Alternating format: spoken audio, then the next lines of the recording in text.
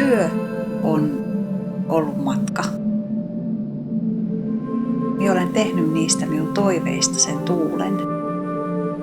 Ja ne minun haaveet ja tavoitteet on ollut ne purjeet.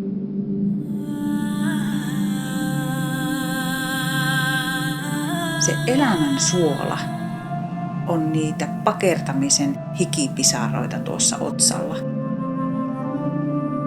Ilman sisua ja ilman siitä tullutta sitä elämän suolaa, niin ei tämä matkanteko olisi maistunut tältä.